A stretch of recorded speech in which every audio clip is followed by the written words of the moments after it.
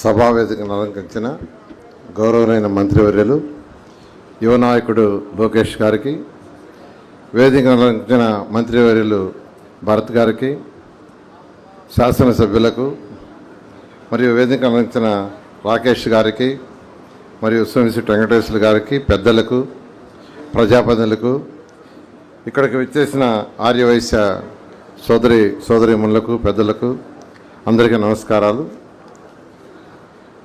పొట్టి శ్రీరాములు గారు 1901లో ఆ రోజు కంబైన్డ్ జిల్లాగా ఉన్న నెల్లూరులో వారి యొక్క పూర్వీకులు ఉండేవారు. వారు మద్రాసులో జన్మించారు.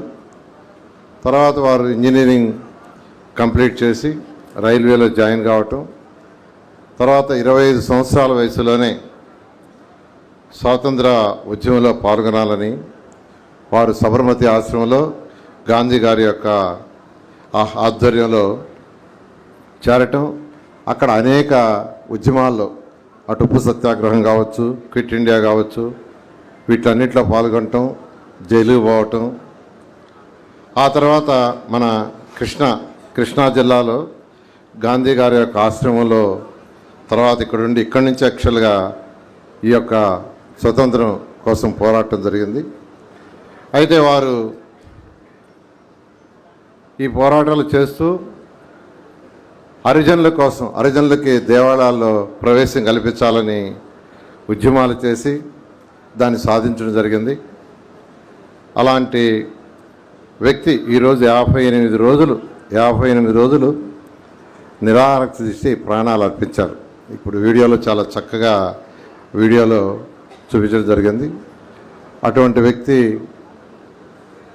ఒక స్టాచ్యూ చేయాలని లోకేష్ గారు యాక్చువల్గా ముఖ్యమంత్రి గారికి చెప్పటం, ముఖ్యమంత్రి గారు వెంటనే సిఆర్డీఏకి ఆదేశించడం జరిగింది. ఆదేశించిన వెంటనే అథారిటీలో పెట్టి 6.8 ఎకరాలు ఉండే ఈ స్థలాన్ని ముఖ్యమంత్రి గారే స్వయంగా దీన్ని నిర్ణయించారు దేవమని. దీన్ని వెంటనే ఇవ్వటం జరిగింది. దీన్ని 2026 మార్చి 16కే కంప్లీట్ చేస్తామని రాకేష్ గారు చెప్తున్నారు. నిజంగా 2016కి కంప్లీట్ చేయాలి. దానికి ఏదైతే సిఆర్డీఏ నుంచి మా సపోర్ట్ ఏం కావాలో అవన్నీ 100% చేస్తామని తెలియజేస్తూ ఈ అవకాశం ఇచ్చినందుకు ప్రత్యేకమైన ధన్యవాదాలు తెలియజేసి సెలవు తీసుకున్నాను.